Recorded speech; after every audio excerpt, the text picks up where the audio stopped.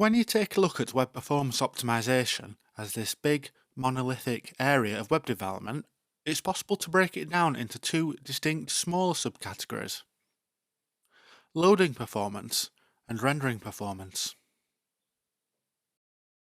Loading performance is the area of web performance optimization focusing around optimizing the delivery of assets from the server to the browser.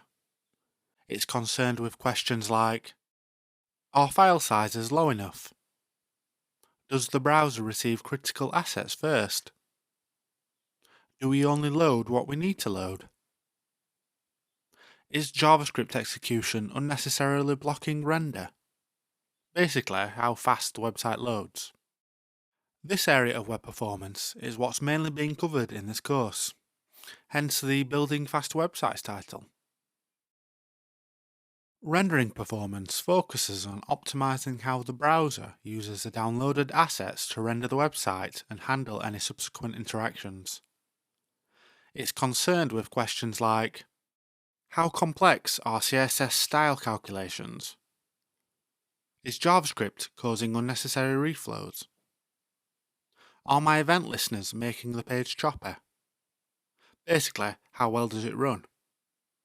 When measuring performance, there's two main types of data sets which you can draw upon: lab data and field data.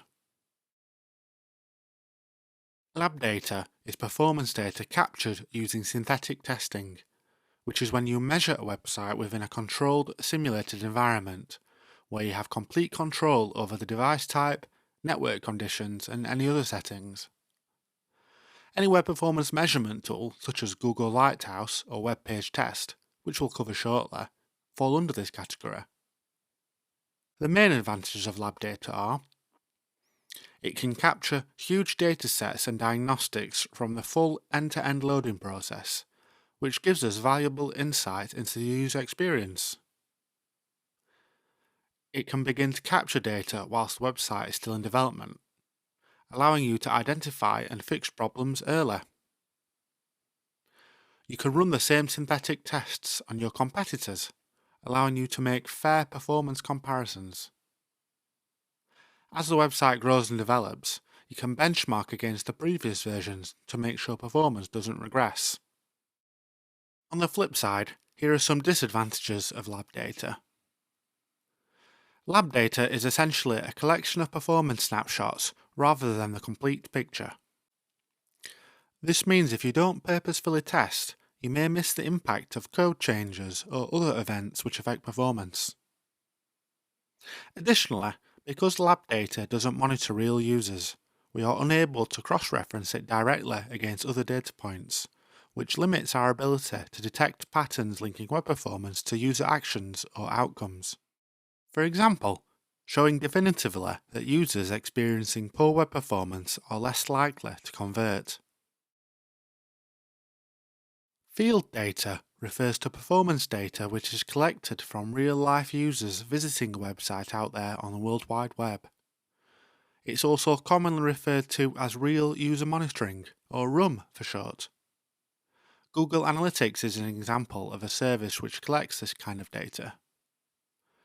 Unlike lab data, field data captures the real-world user experience, subject to all of the quirks and bottlenecks real web users face. It's useful for detecting the change in performance during traffic surges, collecting user data such as browser, device, operating system, and location, cross-referencing web performance metrics with other business metrics to calculate the impact, good or bad, web performance is having on things like bounce rate, page views, time on site, and most importantly, conversion rate. Whilst field data is less suited towards debugging performance issues, benchmarking against competitor websites, and measuring websites in development. At some point, you may have heard a developer mention something along the lines of, "I've managed to get my website's load time metric down to 2 seconds. Isn't that great? My website is pretty fast, right?" Whilst this statement isn't objectively false, it's a problem because it misrepresents reality. There can be no definitive value for any web performance metric. Think about a single page load, for example. The speed in which it completes is impacted by many different variables. Your location relative to the server impacts connection times. Current traffic impacts server response times. The speed of your network impacts how fast assets can be downloaded, whilst the power of your device impacts how quickly they can be then processed, which itself can vary depending on what else is happening on your device in that particular moment. What our developer friend's statement represents then is merely a snapshot of one particular load by one particular user in a long series of loads by many users. Therefore, we must think of web performance more as a range of values, a collection of all of our users' loading experiences. Depending on the variables, some users in this collection will experience fast loading times, whilst others will experience slow loading times. Thinking of web performance in this way reveals a broader, more indicative picture of what real users are experiencing, and presents an opportunity for more targeted optimization, such as long-tail performance, which involves improving loading for the slowest users. Coming back to our developer friend, a more accurate way of sharing web performance metrics could therefore be: I've managed to get my website's load time metric for the 50th percentile of users down to 2 seconds, the 75th percentile down to 4 seconds, whilst the 95th percentile currently sits at around 7 seconds. Isn't that great?